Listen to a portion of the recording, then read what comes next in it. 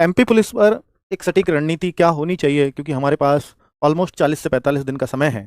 इसमें 30 अक्टूबर का अगर आपका एग्जाम लगा हो, एग्जाम डेट बिल्कुल सर पे हो और हम बिल्कुल भी तैयार ना हो कि भाई एमपी पुलिस का, बस माइंड में तो था कि आएंगी, पर ये नहीं पता था कि इतनी जल्दी कोई एग्जाम डेट भी दे देगा। अगर शुरू ही नहीं करोगे तो फिर तो वैसे भी नहीं होनी है, तो शुरुआत तो करनी पड़ेगी ना किसी एक दिन। तो कंपटीशन में अगर सबके साथ सेम चीज हो रही हो तो फिर कभी इस बात से मत घबराओ कि समय कम मिला है, समय ज्यादा मिला है, वो सबको बराबर मिला है। कोई कहे कि मेरे को एसएससी जीडी देना है, तो भाई आप सबसे पहले एमपी पुलिस की कर लो, एसएससी जीडी के तो फॉर्म ही नवंबर में आएंगे। केवल 15 दिन की विंडो मिली है फॉर्म भरने के लिए, तो इसको भाई डिले मत करना। 29 सितंबर लास्ट डेट है फॉर्म भरने की। 7,500 वैकेंसी है, एक पद अगर अपना करना है तो फिर 29/9 तक फॉर्म भर दो। मैं तो कहूंगा कि लास्ट डेट की तरफ जाओ ही मत, तब तो बहुत लोड होगा साइट पे, हो सकता है साइट भी हैंग करे। सारे बच्चे ऐसे हैं जिनको 60 से 70 दिन का समय भी मिलेगा इसमें। कैसे मिलेगा वो 60 से 70 दिन का समय? क्योंकि अगर ये एग्जाम करीब 9 लाख बच्चों के फॉर्म आने की उम्मीद है। 9 लाख फॉर्म मैंने क्यों लिखा है, तो 9 लाख फॉर्म की उम्मीद है, इसको कराने में 1 माह का समय चाहिए।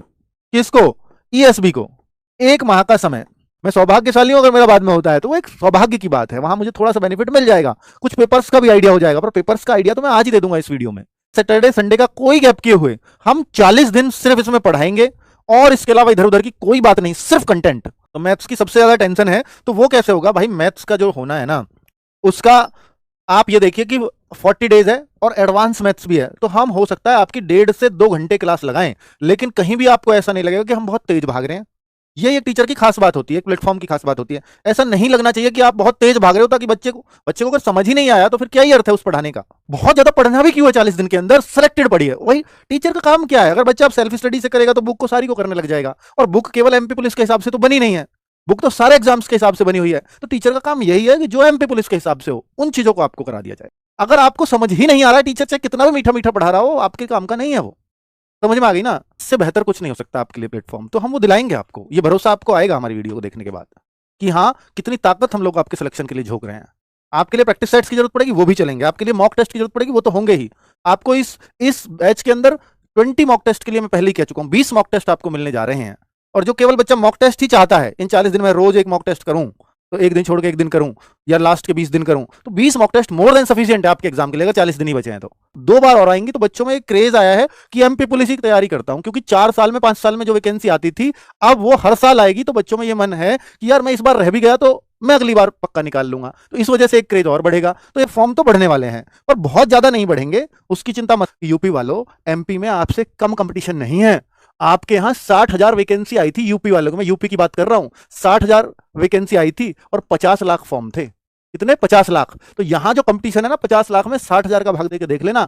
एक एक सीट के लिए 83 बच्चे लड़ाई लड़ रहे थे, और यहां पर अगर आपको दिखा दूं कि यहां पर तो एक सीट के लिए 117 बच्चों का भाग आएगा।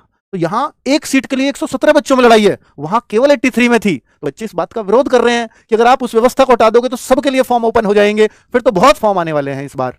तो ऐसा जो है एमपी वाले बच्चे कह भी रहे हैं कि अदर स्टेट वाला बच्चा बहुत ज्यादा आने वाला इधर।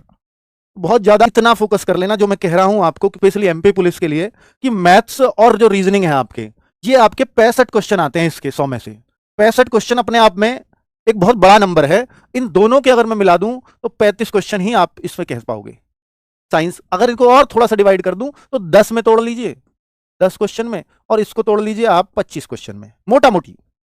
अगर मैं ऐसे ही मानूं तो थोड़ा बहुत आगे पीछे हो सकता है, 9 10 11 हो सकती है, ये थोड़ा और आगे पीछे बढ़ सकती है, 2 3 नंबर इधर उधर। ऐसा भी हुआ है 30 से 35 के बीच में, किसी में 31, किसी में 32 मैथ्स के आगे, किसी में इसके भी हुए कि इसमें 33 34 तक रीजनिंग चली गई है। तो ये इस तरह से इनका वेटेज रहता है।